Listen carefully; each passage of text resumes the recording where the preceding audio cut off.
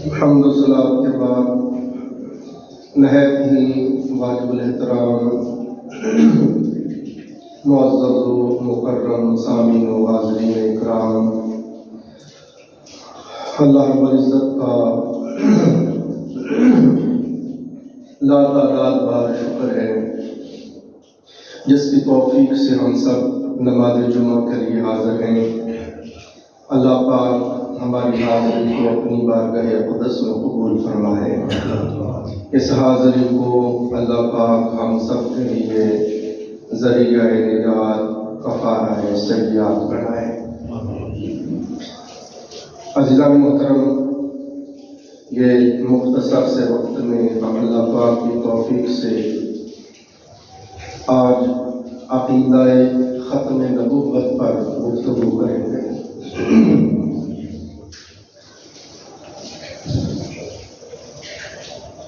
کیونکہ قادیانیوں کی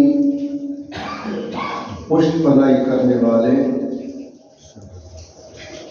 کسی لمحے بھی ان کی پشت پناہی اور ان کو سپورٹ کرنے سے غافل نہیں ہوتے، اور ہر روز وہ اپنے روح بدل بدل کے آقا اسلام کے عقیدہ ختم نبوت پر حملہ آور ہوتے ہیں۔ اور بڑے دکھ اور بڑے افسوس کی بات ہے کہ ہمارے اداروں میں بڑی بڑی اعلیٰ کرسیوں پر لوگ چہروں پہ پردے ڈال کے اندر سے قادیانی ہیں اور مسلمان بن کے بیٹھے ہیں اور قادیانیت کے فروغ کے لیے کام کر رہے ہیں۔ آج ہم اس عقیدہ ختم نبوت کو سمجھنا، اس کو جاننا، اس کا مبلغ بننا، اس کی چوکیداری کرنا، اس کا پہرے دار بننا، یہ چیزیں سمجھیں گے کہ یہ کتنی اہم اور کتنی ضروری ہے۔ عزیزان محترم، بنیادی بات ذہن نشین کر لیں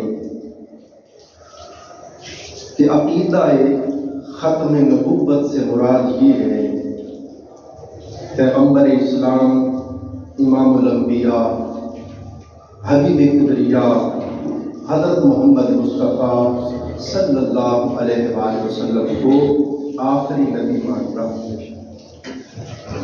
اس بات پر عقیدہ رکھنا کہ آقا علیہ السلام کی ذات انور پر سلسلہ نبوت اختتام پذیر ہو گیا۔ جو سلسلہ نبوت جناب سیدنا بابا آدم علیہ السلام سے شروع ہوا تھا، انسانیت کی رہنمائی کے لیے، انسانیت کی ہدایت کے لیے اللہ پاک نے انبیاء علیہ السلام کو بھیجنے کا جو سلسلہ جناب سیدنا بابا آدم علیہ السلام سے شروع فرمایا، وہ امام الانبیاء حضرت محمد مصطفیٰ صلی اللہ علیہ وآلہ وسلم کی ذات انور پر اختتام پذیر ہو گیا۔ اور عزیزان محترم، جس طرح ایمان لانے کے لیے توحید و رسالت پر ایمان رکھنا، زبان سے اقرار کرنا اور دل سے تصدیق کرنا ضروری ہے، ہم زبان سے کہتے ہیں لا الہ الا اللہ محمد رسول اللہ صلی اللہ علیہ وسلم، اللہ کے سوا کوئی معبود نہیں، اور حضرت محمد صلی اللہ علیہ وسلم اللہ کے رسول ہیں۔ اللہ پاک کی توحید اور آقا علیہ السلام کی رسالت کا زبان سے اقرار کرتے ہیں اور دل سے اس کی تصدیق کرتے ہیں۔ کوئی زبان سے لا کہتا پھرے، اگر دل سے اس نے تصدیق نہیں کی تو وہ مسلمان نہیں بنے گا۔ تو جس طرح اسلام لانے کے لیے، دائرہ اسلام میں داخل ہونے کے لیے، صاحب ایمان بننے کے لیے توحید و رسالت پر ایمان لانا ضروری ہے، اسی طرح عزیزان محترم توحید و رسالت پر ایمان اور اقرار کے ساتھ حضور کے ختم نبوت پر ایمان لانا بھی ضروری ہے۔ جس طرح ہم آقا علیہ السلام کی رسالت اور رب ذوالجلال کی توحید پر ایمان رکھتے ہیں، اسی طرح پہلے دن سے ہمیں حضور کی ختم نبوت پر ایمان رکھنا ہوگا۔ جس طرح کوئی بندہ توحید و رسالت کا انکار کرے کافر ہو جاتا ہے، ایسے ہی جو بندہ عقیدہ ختم نبوت کا انکار کرے وہ کافر ہو جاتا ہے۔ اور حضرت محترم آقا علیہ السلام جس بندے کو بھی کلمہ پڑھاتے اس سے گواہی مانگتے، اقرار کرواتے، توحید و رسالت کا اقرار کرواتے، گواہی دلواتے، ساتھ حضور علیہ السلام عقیدہ ختم نبوت پر بھی اقرار کرواتے۔ آپ پڑھ کر دیکھیں حضرت زید بن حارثہ رضی اللہ تعالیٰ عنہ، یہ کسی نے ان کو اغوا کر لیا اور اغوا کر کے بازار میں جا کے فروخت کر دیا، غلاموں میں بیچ دیا۔ یہ بکتے بکاتے آقا علیہ السلام کے گھر پہنچ گئے۔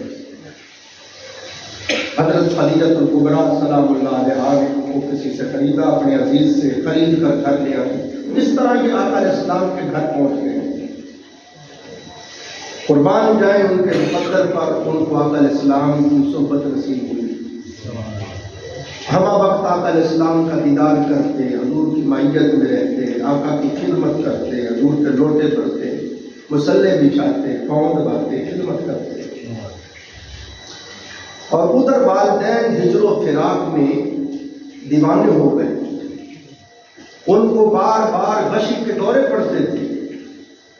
پھر کسی نے ان کو اطلاع دی تم ایسے پریشان ہو، میں نے دیکھا ہے تمہارا بیٹا تو مکے میں محمد کریم صلی اللہ علیہ وسلم کے پاس ہے، وہ بڑے شفیق ہیں، وہ سراپا رحمت ہیں، سراپا کرم ہیں، اگر تم چلے جاؤ اور جا کے عرض کرو تو وہ انکار نہیں کریں گے، وہ تمہارا بیٹا تمہیں دے دیں گے۔ اب یہ واقعہ حضرت زید بن حارثہ خوب سناتے ہیں۔ آپ فرماتے ہیں کہ پھر میرے قبیلے کے لوگ، ان میں میرے والد بھی تھے، آپ فرماتے ہیں میرے قبیلے کے لوگ آئے اور انہوں نے مجھے حضور کے پاس بیٹھا دیکھا تو انہوں نے مجھے کہا ہے زید اٹھو گھر چلو۔ حضرت زید بن حارثہ فرماتے ہیں میں رسول پاک صلی اللہ علیہ وآلہ وسلم کے مقابلے میں ساری دنیا کو کچھ نہیں سمجھتا۔ میں جس کو تاجدار کائنات صلی اللہ علیہ وآلہ وسلم جیسا، حضور رحمت للعالمین جیسا کریم باپ مل جائے، شفیق باپ مل جائے، اسے کسی اور باپ کی کیا ضرورت ہے۔ انہوں نے جب دیکھا کہ یہ تو مانتا نہیں ہے تو انہوں نے پھر آقا علیہ السلام کی طرف متوجہ ہوئے اور کہا یا رسول اللہ صلی اللہ علیہ وسلم آپ جتنا مال لینا چاہتے لے لیں، مگر اس بچے کو ہمارے ساتھ بھیج دیں۔ یہ بات کہی۔ آقا علیہ السلام نے فرمایا میں تم سے کسی مال کا تقاضا نہیں کرتا، کوئی مال و منال نہیں مانگتا، بس میں تمہیں یہ کہتا ہوں کہ تم یہ اقرار کر لو کہ اللہ کے سوا کوئی معبود نہیں، اور انبیاء اور رسل کے بعد میں محمد صلی اللہ علیہ وآلہ وسلم آخری رسول اور آخری نبی ہوں، اور میرے بعد کوئی نبی نہیں ہے۔ بس تم یہ اقرار کرو، میں زید کو تمہارے ساتھ بھیج دوں گا۔ مگر میں اس طرف جانا نہیں چاہتا، محدثین نے یہاں لکھا ہے جب حضرت زید بن حارثہ کو کہا باپ نے، رشتہ داروں نے کہا کہ یہ تیرے بابا ہیں حارثہ، تو آ چل چلے، تو آپ رو پڑے اور آپ نے کہا جس کو حضور جیسا نبی رحمت باپ مل جائے، شفیق باپ مل جائے، اسے کس باپ کی ضرورت ہے۔ تو ان کے اس جملے پر آقا علیہ السلام اتنے خوش ہوئے کہ حضور علیہ السلام نے محبت سے حضرت زید کو اٹھا لیا اور تاجدار کائنات نے ان کو اپنے کندھوں پہ بٹھا لیا، اور آقا علیہ السلام طواف کعبہ کرتے تھے اور فرماتے تھے آج کے بعد زید کو کوئی زید بن حارثہ نہ کہے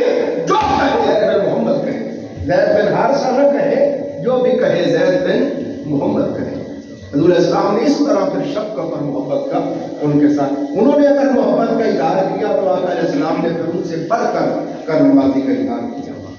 تو یہ میں نے ضمن آپ کو بات سنائی کہ آپ دیکھیں شروع میں آقا علیہ السلام نے جہاں توحید و رسالت کا اقرار کروایا ساتھ ہی ختم نبوت کا بھی اقرار کروایا.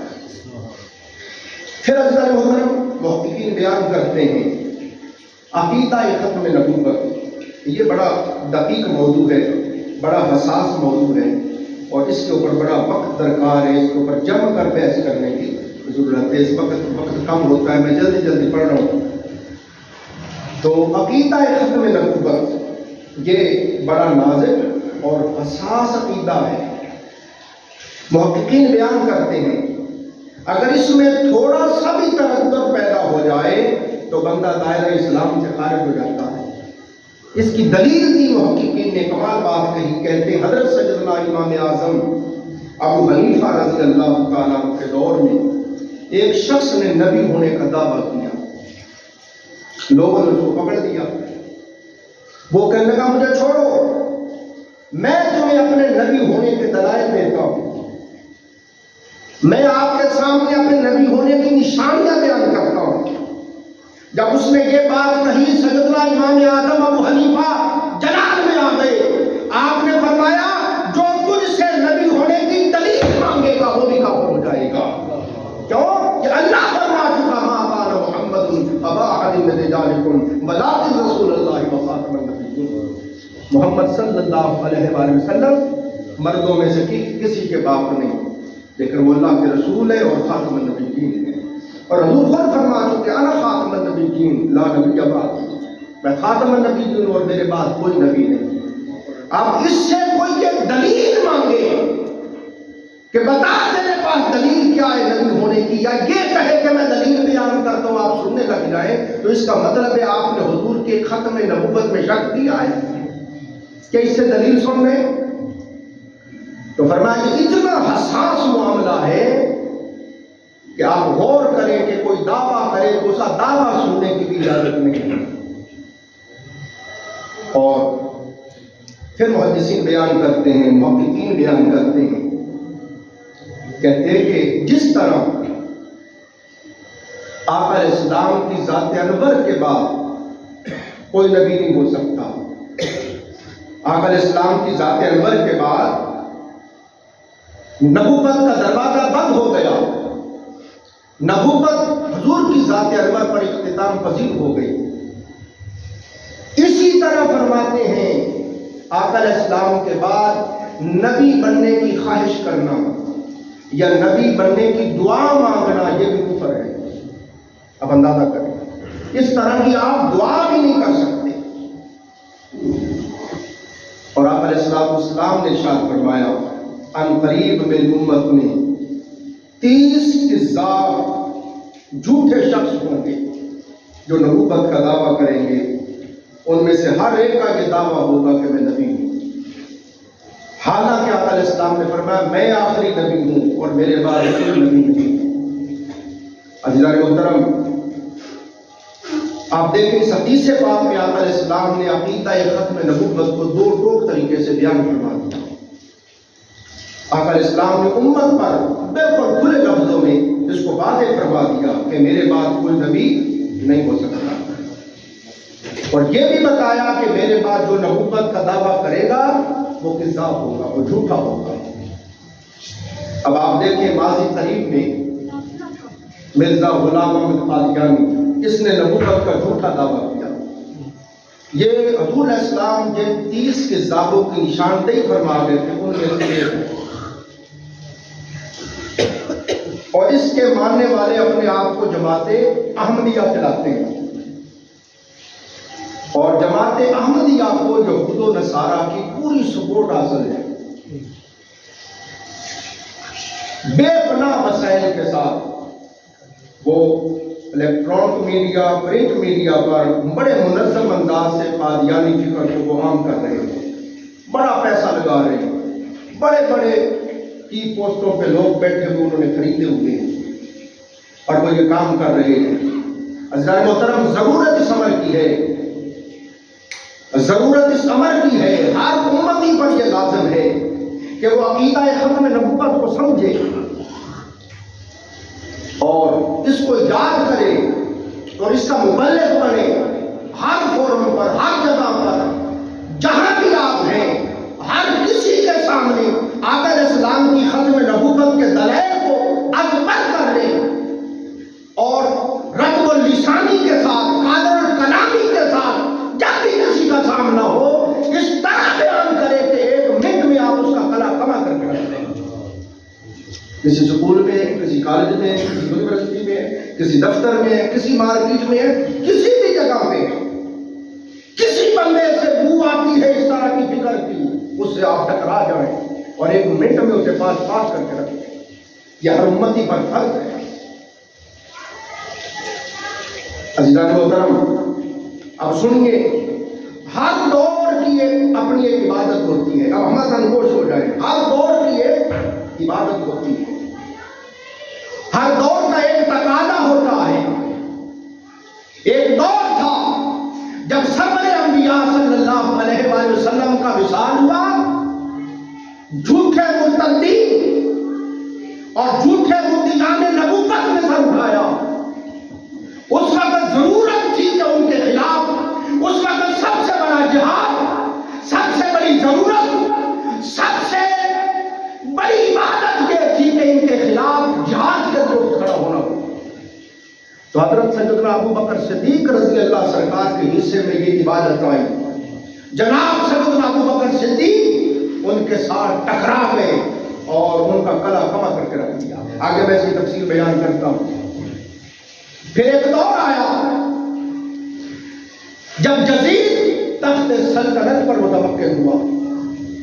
فاسق و فاجر یزید، شرابی و زانی یزید، سدیدی ماؤں بہنوں سے نکاح کرنے والا یزید، شراب پی کر قرآن کی آیتیں پڑھ کر تماشا اڑانے والا یزید جب تخت سلطنت پر متمکن ہوا تو حضرت امام عالی مقام امام حسین علیہ السلام اس کے خلاف اٹھ کھڑے ہوئے۔ آپ نے جب دیکھا کہ یہ میرے نانا جان کے دین کی حدوں کو پامال کر رہا ہے تو آپ اٹھ کھڑے ہوئے، آپ اس کے خلاف آپ نے علم بغاوت بلند کر دیا۔ آپ کے حصے میں یہ عظیمت آئی، آپ کے اور خاندان نبوت کے حصے میں اور آپ کے جان نثاروں کے حصے میں یہ سعادت آئی کہ سارا کچھ لٹا دیا مگر تاجدار کائنات کے دین کو بچا دیا۔ اس وقت سب سے بڑی ضرورت، سب سے بڑی عبادت یہ تھی کہ یزید کے خلاف علم بغاوت بلند کیا جائے۔ پھر خلق قرآن کا فتنہ اٹھا اور اس فتنے کے پیچھے بنو عباس کے حکمرانوں کی پوری پشت بنائی تھی۔ کسی کی مجال نہیں تھی کہ کوئی دم مار سکے، مگر عزیزان محترم ہر دور میں اللہ نے اپنے محبوب بندے پیدا کیے جن سے اللہ نے یہ عظیم کام لیے۔ ہمارے جیسے تب کے چھپ کے بیٹھے رہتے ہیں، رخصت کے راستے کو بناتے ہیں، عظیمت کے راستے پہ چلنا لاکھوں کروڑوں میں سے کسی کے حصے میں آتا ہے۔ حضرت امام عالی مقام امام حسین علیہ السلام بھی جب اٹھے، بڑے بڑے لوگ رخصت کے راستے پہ چل گئے، مگر امام عالی مقام امام حسین نے فرمایا اگر میں بھی رخصت کے راستے پہ چلوں گا تو پھر نانے کے دین کو کون بچائے گا؟ آپ نے عظیمت کے راستے کو بنایا، آپ نے سارا کچھ لٹا دیا مگر نانا جان کے دین کو بچا دیا۔ اسی طرح بنو عباس کی حکومت میں جب خلق قرآن کا فتنہ اٹھا، کسی کی مجال نہیں تھی کہ بنو عباس کے حکمرانوں کے سامنے کھڑا ہو سکے۔ اس وقت یہ سعادت جس کو نصیب ہوئی وہ حضرت امام احمد بن حنبل تھے۔ امام احمد بن حنبل کھڑے ہو گئے، آپ ٹکرا گئے اور اس فتنے کا اسی وقت آپ نے کلا کما کر دیا۔ عزیزان محترم، پچھلی 2 صدیوں سے اب امت میں فتنہ قادیانیت پورے زوروں پر ہے اور پورا عالم کفر اس کی پشت پناہی کر رہا ہے۔ جو امت مسلمہ کی وحدت اور یگانگت کو پارا پارا کرنے کے لیے یہود و ہنود اور یہود و نصارہ نے یہ فتنہ پالا کہ مسلمانوں کی طاقت ختم ہو جائے، یہ آپس میں پارا پارا ہو جائے، کمزور ہو جائے۔ عزیزان محترم، 2 صدیاں بیت گئی، یہ فتنہ رونما ہے، اور جس کو اللہ نے سعادت بخشی ہے وہ آقا علیہ السلام کے اس عقیدہ ختم نبوت پہ پہرا دے رہا ہے۔ جس کو اللہ نے شرف سے مشرف کیا ہے، جس کو اللہ نے اس عزت سے نوازا ہے، وہ حضور علیہ السلام کے عقیدہ ختم نبوت کی چوکیداری اور پہراداری کر رہا ہے۔ زمانہ انتظار کر رہا ہے اور دیکھ رہا ہے کس کے حصے میں یہ سعادت آتی ہے۔ عزیزان محترم، میں نے پڑھا، مجھے لطف آ گیا، آپ بھی محبت کے ساتھ ہم تنگوش ہو کر یہ 2-4 باتیں سنیں، آپ کا بھی ایمان تازہ ہو جائے گا۔ کسی نے جناب سیدنا فاروق اعظم رضی اللہ تعالیٰ عنہ سے کہا، انت خیر من ابی بکر، آپ ابو بکر سے افضل ہیں۔ توجہ کرنا، سیدنا فاروق اعظم رضی اللہ تعالیٰ عنہ آپ رو پڑے، آپ نے فرمایا اے عمر کو ابو بکر صدیق رضی اللہ تعالیٰ عنہ سے افضل کہنے والے، فرمایا خدا کی قسم ابو بکر صدیق کی زندگی کی ایک رات اور ایک دن ایسا ہے کہ عمر کی تمام عمل سے وہ بہتر ہے۔ پوچھا گیا حضور وہ دن، وہ رات اور دن کون سا ہے جو عمر کی آل سے بہتر ہے؟ تو عمر بھی جمع ہو جائے، عمر کی آل بھی جمع ہو جائے، ابو بکر کے پاس ایک دن اور ایک رات ایسا ہے کہ عمر کی آل اس کے برابر نہیں ہو سکتے۔ حضور وہ رات کون سی ہے اور وہ دن کون سا ہے؟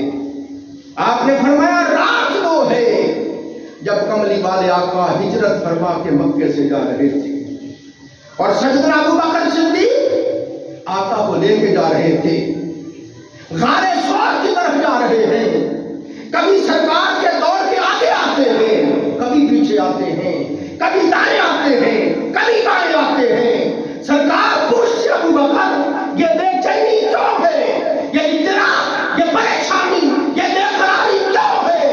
میرے گرد کیوں گھومتے ہو؟ کبھی دائیں کبھی بائیں، کبھی آگے کبھی پیچھے کیوں آتے ہو؟ عرض کیا تھا ہاتھ سے دشمنوں کا خوف ہے، جب مجھے لگتا ہے دشمن پیچھے سے آ رہا ہے بھاگ کے پیچھے آ جاتا ہوں، جب شک بڑھتا ہے دشمن دائیں طرف سے آ رہا ہے بھاگ کے دائیں طرف آ جاتا ہوں۔ آقا تمنا یہ ہے اگر کوئی دشمن پہنچ جائے اور حملہ آور ہو جائے تو جو ہونا ہے ابو بکر کو ہو جائے، میرے یار کو، میرے محبوب کو کچھ نہ۔ اور پھر اٹھا کر حضور کو غار سور میں لے گئے اور پھر غار کے اندر جا کے غار کو صاف کیا۔ پرانا غار تھا، موذی جانوروں کا ڈر تھا، مگر اپنی جان کی پرواہ نہیں کی۔ اندر گئے، جا کے اس کو صاف کیا، اپنے کپڑے پھاڑ پھاڑ کے سوراخوں میں دیے، ایک سوراخ بچ گیا، اس میں ایڑی رکھ دیا اور سرکار پر اس کی رضا آ جائے اور سرکار نے اپنا سر انور آپ کی گود میں رکھ لیا۔ یوں لگتا تھا جس طرح ریل میں قرآن پڑھا ہے، اور پوری رات آقا کی خدمت نوکری کرتے رہے اور حضور کی حفاظت کرتے رہے۔ فرمایا لوگوں ابو بکر کی وہ رات ایسی رات ہے کہ عمر کی تمام آل سے وہ رات بہتر ہے۔ اور فرمایا جب آقا علیہ السلام کا وصال ہوا اور فتنہ ارتداد برپا ہو گیا، مرتدین نے فتنہ تباہ کر دیا اور جھوٹے مدعیان نبوت کو کھڑے ہوئے۔ کسی نے کہا نماز کون نہیں ہے، کسی نے کہا زکات کون نہیں ہے، کسی نے کہا میں بھی نبی ہوں۔ حضرت ابو بکر صدیق جلال میں آ گئے، آپ نے ان کے خلاف علم بغاوت بلند کیا، آپ نے ان کے خلاف علم جہاد بلند کیا اور تمام امت مسلمہ کو فرمایا ان کے خلاف اٹھ کھڑے ہو۔ تو فرماتے میں نے ایسا سے کہا حضور نرمی سے کام لیں تاکہ معاملہ ٹھیک ہو۔ ابو بکر صدیق جلال میں آ گئے اور مجھے ڈانٹ کے فرمانے جو عمر دور جاہلیت میں تو بڑا بہادر بنتا تھا، دور اسلام میں بزدل ہو گیا۔ یہ بات دل نشین کر لے کہ وہی ختم ہو چکی، میرے آقا کی ذات انور پر نبوت تمام ہو چکی۔ اب جو بھی کہے گا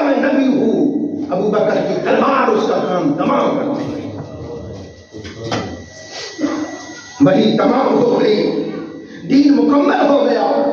अब जो कोई दावा करेगा कि मैं नबी हूं, अबू बकर सिद्दीक के जिस्म में जब तक खून का एक कतरा है, जिस्म में एक सांस बाकी है, अबू बकर उनसे टकराएगा और उनको वासिल जहन्नम करेगा। हज़रत सैयदना उमर फारूक ने फरमाया, लोगों, ये अबू बकर सिद्दीक का एक दिन है और एक रात है, जो उमर और उमर की तमाम आल से बेहतर है। रज़ान मोहतरम सुनिए, हज़रत वहशी बिन हरब, जिसने उहद की जंग में हज़ूर इस्लाम के महबूब चचा सैयदना अमीर हमजा रज़ी अल्लाह तआला अन्हु को शहीद किया। और आपको पता है सैयदना अमीर हमजा हुजूर के महबूब चचा थे। अब वक्त नहीं ना मैं इसकी तफसील बयान करूंगा आपकी खिदमत में। इसने नेजा मार कर आपको शहीद किया, फिर हिंदा ने सीना चीरा और कलेजा निकाल के जमाया और नाक और होंठ और कान काट के हार बना के गले में डाल के रक्स किया, खुशी बनाया। ये वहशी जब मक्का फतह हो गया तो हुजूर की बारगाह में पेश हुआ और रोके लगा, का मेरे लिए भी कोई जगह है? तो फरमाया, वहशी, मैं रहमतुल लिल आलमीन अगर माफ नहीं करूंगा तो कौन करेगा? जब माफ कर दिया, मगर इतनी बात कहता हूं मैं, वहशी मेरे सामने ना आना। जब तू मेरे सामने आता है मुझे मेरा चचा याद आ जाता है, मेरे जख्म फिर ताजा हो जाते हैं। माफ कर दिया तो मुसलमान हो गया, मेरा सहाबी हो गया, मगर मेरे सामने ना। हज़रत वहशी बयान करते हैं, ये चीज मुझे बड़ी तकलीफ देती थी कि मैं हुजूर को जी भर के देख नहीं सकता, आका की मजलिस में नहीं बैठ सकता, आका के सामने बैठकर हुजूर के बद्दुआ मुखड़े का दीदार नहीं कर सकता। मुझे ये बात बड़ी तकलीफ देती थी, बड़ा रंज देती थी। और लोग सामने बैठ के दीदार करते थे और मैं छुप छुप के हुजूर को देखता, छुप छुप के हुजूर के चेहरे अनवर का दीदार करता था। कहते हैं हालांकि इस्लाम में है, हुजूर ने फरमा दिया जो भी इस्लाम में दाखिल हो जाए उसके सारे पहले गुनाह माफ हो जाते हैं, लेकिन इसके बावजूद मेरे दिल को करार और इत्मीनान नहीं था। मैं हर वक्त इस चीज के लिए फिक्रमंद रहता कि कोई काम मेरा रब मुझसे ऐसा ले ले कि ये मेरा दाग धुल जाए, मेरा ये दाग मेरे दिल को इत्मीनान हो जाए। फिर फरमाते हैं कि वो वक्त आया जब आका इस्लाम का विसाल हुआ और सैयदना अबू बकर सिद्दीक रज़ी अल्लाह तआला अन्हु अमीरुल मोमिनीन बने, खलीफतुल मुस्लिमीन बने। तो मुसैलमा कज़्ज़ाब पहले ही नबूवत का दावा कर चुका था और सरकार के विसाल के साथ ही जब मुर्तद्दीन उठ खड़े हुए और मुसैलमा कज़्ज़ाब और कई लोगों ने नबूवत के दावे कर दिए, सरे फहरिस्त नाम मुसैलमा कज़्ज़ाब का था। फरमाते हैं हज़रत सैयदना अबू बकर सिद्दीक ने उसके खिलाफ जिहाद का ऐलान किया तो मेरे दिल ने कहा, है वहशी, तेरे दिल का अगर कोई दाग हो सकती है बात तो ये है, इसको वासिल जहन्नम करते हैं। फरमाते हैं फिर उसके खिलाफ जब मुसलमान लड़ रहे थे, किसी का ध्यान किसी की तरफ था, कोई किसी तरफ मसरूफ था, कोई किसी तरफ मसरूफ था, मगर फरमाया मैं सिर्फ उसकी टोक में था, मैं सिर्फ मुसैलमा कज़्ज़ाब के ध्यान में था। मैंने देखा कि वो तलवार लेके खड़ा था, मैंने मौका पाके नेजा मारा और उसे वासिल जहन्नम कर दिया। माते जब मैंने उसको वासिल जहन्नम किया तो मेरे दिल से आवाज आई, ए वहशी, तूने दौरे जाहिलियत में सबसे बेहतरीन इंसान को कत्ल किया था और आज दौरे इस्लाम में सबसे जलील इंसान को कत्ल किया, सबसे शरीर इंसान को कत्ल किया है। माते उस दिन मेरा दिल मुतमईन हो गया, ये जो हुजूर की खत्म नबूवत की नौकरी की है इंशाअल्लाह मेरे आका खुश होगा। और अज़ीज़ान मोहतरम सुनिए, बहुत सी बातें आपको सुनाना चाहता हूँ। हजरत पीर सैयदना मेर अली शाह साहब آپ سرکار 1890 میں سن 1890 میں زیارت حرمین شریفین کے لیے گئے. آپ فرماتے ہیں میں نے دل میں ارادہ کیا کہ اب باقی زندگی میں مدینہ پاک نہیں گزاروں گا. کہتے مدینہ پاک حضور کی بارگاہ میں تھا، آنکھ لگی، آقا علیہ السلام کا دیدار نصیب ہوا. آقا علیہ السلام نے فرمایا مہر علی، ہندوستان میں مرزا قادیانی میری احادیث کو تعبیر کی کینچی سے ٹکڑے ٹکڑے کر رہا ہے اور تو جہاں حاضریاں دیتا پھر رہا ہے.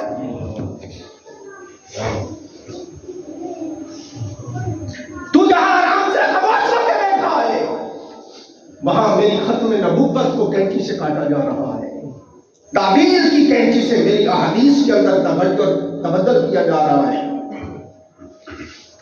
حضرت پیر میر علی شاہ صاحب رحمۃ اللہ علیہ وہاں سے واپس ہندوستان دوڑے. اب یہاں بات کہنا چاہتا ہوں، 5 منٹ دینا ذرا. عزیزان محترم، آقا علیہ السلام سے بڑھ کر کون جانتا ہے کہ سب سے افضل عمل کون سا ہے؟ امتی کے لیے سب سے اعلیٰ عمل کون سا ہے؟ آپ دیکھیں حضرت پیر میر علی شاہ صاحب حرمین گئے ہیں. مسجد نبوی جہاں کی ایک نماز 50,000 نماز کے برابر ہے. مکہ جہاں کی ایک نماز، بیت اللہ شریف حرم بیت اللہ، ایک نماز پڑھو 1,00,000 نماز کے برابر ہے. اور پھر مدینہ پاک کی سہولت اختیار کرنے کی بات کی، مگر آقا علیہ السلام نے فرمایا چھوڑ مکہ و مدینہ کی نمازوں کو چھوڑ، مدینہ کی سہولت کو چھوڑ، اس سے بڑا کام یہ ہے ہندوستان جا کے میری ختم نبوت پر پھیلا دی. عزیزان محترم، محدثین بیان کرتے ہیں پتہ چلا کوئی مدینہ پاک میں رہے، وہاں سکونت اختیار کرے، یہ کتنی عزت اور عظمت کی بات ہے. ماتے اس سے بھی بڑے شرف کی بات ہے آپ جس ملک میں جس شہر میں جہاں ہیں وہاں بیٹھ کر حضور کے ختم نبوت کی چوکیداری کریں.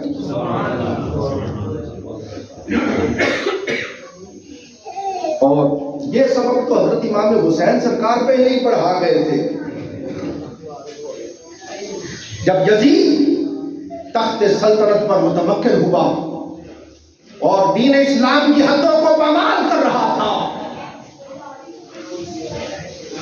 عزیزان محترم ذہن نشین کر لیں، ہر مسجد کا مصلی ہے، مگر وہ مسجد نبی کا مصلی جہاں خود تاجدار کائنات کھڑے ہو کے نماز پڑھاتے تھے، اس سے بڑا مصلی کون سا؟ آپ کو اس مصلی پر کھڑا ہو کر نماز پڑھانے کا شرف حاصل تھا جہاں خود نانا کھڑے ہو کے نماز پڑھاتے تھے. اس منبر پر بیٹھ کر باز کرتے جس پر خود نانا جان بیٹھ کے باز کرتے تھے. دنیا جہان کے گدی نشین کیا گدی نشین ہے، دنیا جہان کے دربار کیا دربار ہے. ارے دربار مصطفیٰ سے بھی بڑا کوئی دربار ہے، اور وہ دربار مصطفیٰ کے گدی نشین تھے. ہر کوئی ان کے ہاتھ چومتا تھا، خدمت کرتا تھا، ادب کرتا تھا، اور ہم وقت نانا جان کی قربت حاصل تھی. مگر جب دیکھا کہ نانا پاک کے دین کی حدوں کو پامال کیا جا رہا ہے تو پھر نانا کے منبر کو بھی چھوڑ دیا، مصلی کو بھی چھوڑ دیا، نانا کے گنبد خضرا کو بھی چھوڑ دیا، امی جان کی قربت عطا کو بھی چھوڑ دیا، لوگوں کو معراج دیا. اے لوگوں، اس سے بڑا کوئی کام نہیں ہے کہ جب میرے نانے کے دین پر مشکل رکھا جائے، میرے نانے کی ختم نبوت پر کوئی حملہ کرنے لگے تو پھر مسلوں پہ نہ بیٹھے رہنا، پھر ممبروں سے نہ چکتے رہنا، پھر ندیوں سے نہ بچتا رہنا، اندر بیٹھ کے ہاتھ نہ چھپاتے رہنا، نذرانے لے کے جیبیں نہ بنتے رہنا، بلکہ حسین کی طرح اٹھ کھڑے ہونا اور ٹکرا جانا، بھلے کچھ نہ بچے مگر نانے کے دین کو بچانا.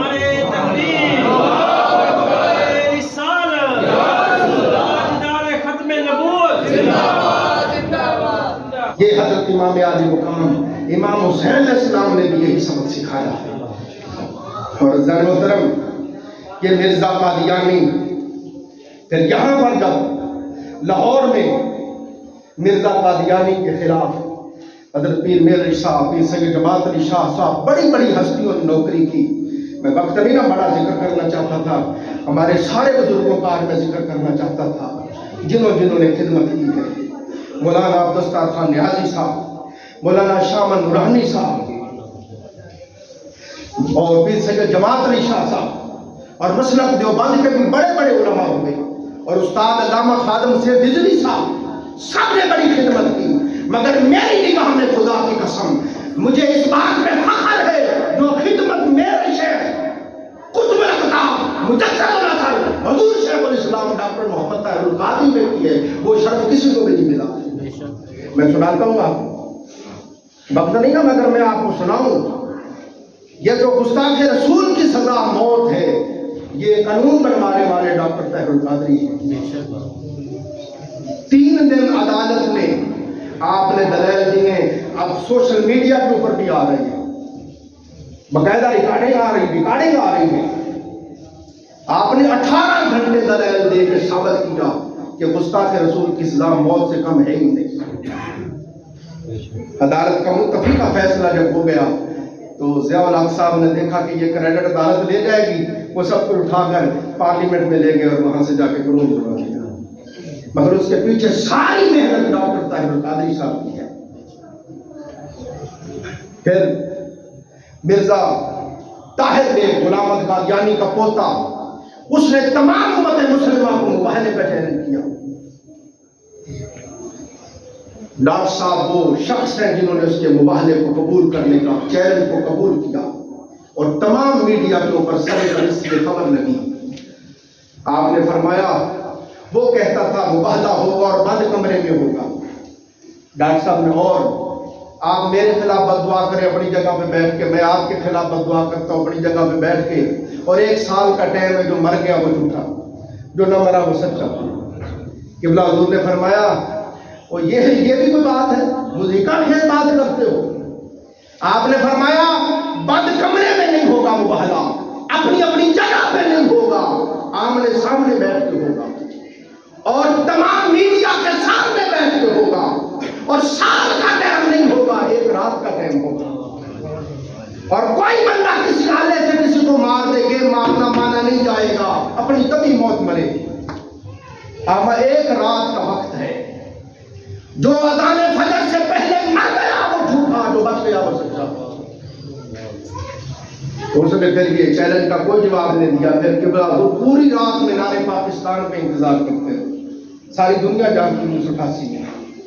اور شہزادہ غوث البرا حضور سیدنا پیر طاہر علاء الدین القادری الگیلانی البغدادی، آپ کی سرپرستی میں پاکستان کے تمام مسالک کے علماء ہزاروں کی تعداد میں اور لاکھوں کی تعداد میں عوام آئی، اور پوری رات اس کا انتظار کرتے رہے، وہ نہیں آیا. پھر یہ یہاں پہ مسجد ہے، آپ کو پتہ ہے کہ گڑی چوک علامہ اقبال روڈ ہے، یہاں پہ مسجد قادیانیوں کی، اس کے بعد کلمہ لکھا ہوا ہے. تو ہمارے علماء اس میں اہل تشیع بھی، اہل حدیث بھی، مسلک دیوبند اور مسلک بریلوی کے سارے علماء اکٹھے ہو کے عدالت گئے اور جا کے اپیل کی کہ یہ کلمہ لکھ لیا انہوں نے، لوگ مسجد سمجھ کے اندر جائیں گے اور مان سے ہاتھ دھو بیٹھیں گے. تو عدالت نے ان کو نوٹس بھیج دیا، ان کے وکیل آ گئے، انہوں نے جب آ کے دلائل دیے تو مولوی کو آگے سے بات ہی کوئی بھی نہ آئے. جو بھی عالم آئے وہ آ کے کہے جی قرآن پاک میں ما کان محمد ابا احد من رجالکم ولکن رسول اللہ وخاتم النبیین، اور بڑے اعلیٰ خاتم النبیین لا نبی بعدی. اور عدالت کہے یار یہ بات ہی نہیں ہے جس کے اوپر بحث کی جائے، یہ تو ہو گیا، ہم نے ان کو غیر مسلم اقلیت قرار دے دی، اس پر تو بحث ہی نہیں ہے. بحث اس پہ ہے کہ ہندو بھی یہاں رہتے ہیں، سکھ بھی یہاں رہتے ہیں، سارے مذہبوں کے لوگ رہتے ہیں، اور اپنی آزادی کے ساتھ اپنی اپنی مذہبی رسومات ادا کرتے ہیں، تو ان کو اجازت کیوں نہیں، اس کے اوپر بحث کرو. اس پر کسی کو بات نہیں آتی تھی. پھر عدالت نے خود صدر ضیاء الحق صاحب سے کہا کہ جی یہ مولوی ہار گئے، اور یہ جو آپ نے ان کو غیر مسلم اقلیت قرار دیا ہے، یہ بھی چیز ہم سے ختم کروائیں گے، ان کو بات ہی کوئی نہیں آتی.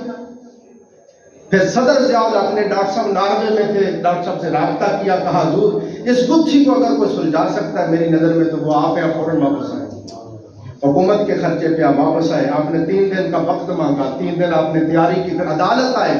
قبلہ حضور فرماتے ہیں تمام مسالک کے علماء وہاں موجود تھے، اہل تشیع کے بھی بڑے بڑے عالم، مسلک دیوبند کے بھی بڑے بڑے عالم، اہل حدیث کے بھی بڑے بڑے عالم، اور ہمارے مسلک کے بھی بڑے بڑے سارے علماء موجود تھے، اور کہنے لگے دیکھتے ہیں یہ کیا کہتا ہے، یہ کیا دلیل دیتا ہے۔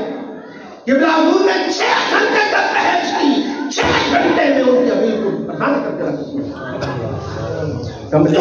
تو آپ نے یہ خدمتیں کی ہیں، یہ ہمیں اس بات پہ شرف ہے اور اس بات کے اوپر ہمیں ناز ہے اور فخر ہے کہ اللہ تعالیٰ نے ہمیں آپ کی سنگت صحبت رفاقت شاگردی مریدی عطا کی ہے۔ دنیا جہان میں آپ جیسے جتنے کسی کے ادارے نہیں ہیں، 100 ملکوں سے زیادہ ممالک میں اپنے ادارے بنائے ہیں، 1500-1600 کتابیں اب تک لکھ چکے ہیں، 10,000 12,000 موضوعات پر، مختلف موضوعات پر کتاب ریکارڈ کروا چکے ہیں، 30 جلدوں میں عجمی ہو کر عربی میں 30 جلدوں میں تفسیر قرآن پاک نے لکھ دی ہے، 8 جلدوں میں انسائکلوپیڈیا قرآن کا انسائکلوپیڈیا لکھا، 7 جلدوں میں حدیث کا انسائکلوپیڈیا لکھ دیا ہے۔ دنیا جہان میں آپ دیکھیں، پڑھ کر دیکھیں، علامہ اقبال پر، مولانا روم پر، محی ابن عربی پر، ان ہستیوں پر آج لوگ پی ایچ ڈی کر رہے ہیں، ان کے وصال کے صدیوں بعد شاہ ولی اللہ پر، مگر ڈاکٹر صاحب کو یہ شرف حاصل ہے ان کی زندگی میں دنیا کی بڑی بڑی یونیورسٹیوں میں لوگ ان کو پی ایچ ڈی کر رہے ہیں، اور سارے عرب میں تمام مدارس، عرب کے تمام مدارس میں ان کی کتابیں شامل نصاب کر دی گئی۔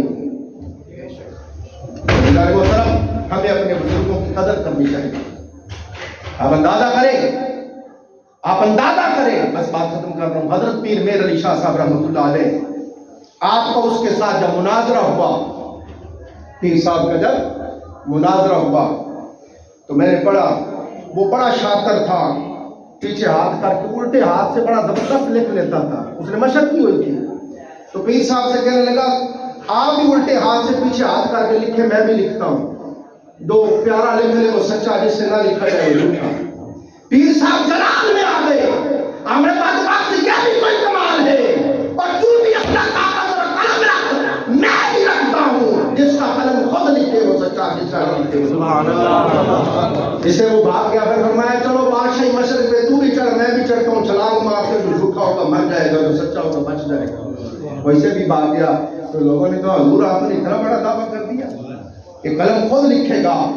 آپ نے فرمایا تسی جانتے نہیں، ماج اپنے قلعے کے سر پہ ضرور مارتی، میں نے ایسے نہیں کہا، رات میرے نانا جان فرما گئے تھے میرا نہیں گھبرا دینا، جو یہ چاہے کہتے ہیں مصطفیٰ خود سنبھالتے ہیں۔ اور آخری بات کہہ رہا ہوں، جب حضور علیہ السلام کو سلام کا، حضور کے بیٹے ہوئے مگر بڑے نہ ہوئے، کیوں بڑے نہ ہوئے؟ اس لیے حضور کے بیٹے بڑے نہ ہوئے کہ ضروری تھا اگر بڑے ہوں تو پھر نبی بنائے جائیں۔ حضور علیہ السلام کو اللہ نے ہر اعتبار سے سب سے افضل بنایا ہے۔ اب آقا علیہ السلام سے پہلے کئی نبی ہوئے، خود نبی تھے۔ آخری جملہ بول رہا ہوں، 1 منٹ توجہ کریں۔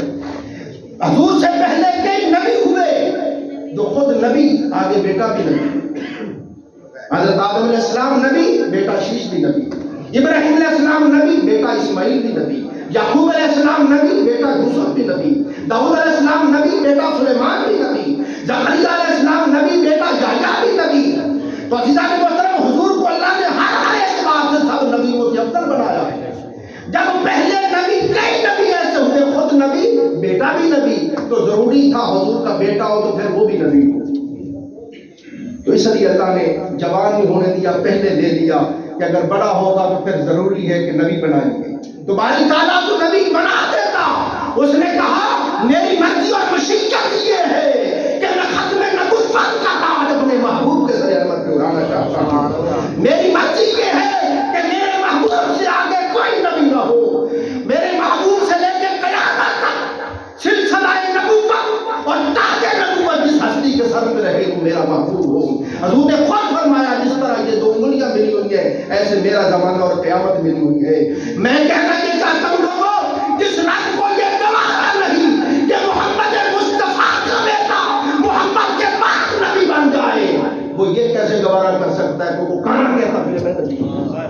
کوئی قادیانی بدبخت کانا کہتا پھرے کہ میں نبی، اس کو تو یہ بھی گوارا نہیں کہ اس کا محبوب کا بیٹا اور جوان اور نبی بنے۔ تو کافی ساری باتیں کرنی تھی، وقت ختم ہو گیا۔ اللہ تعالیٰ ہم سب کو سمجھے رحمت کرنے کی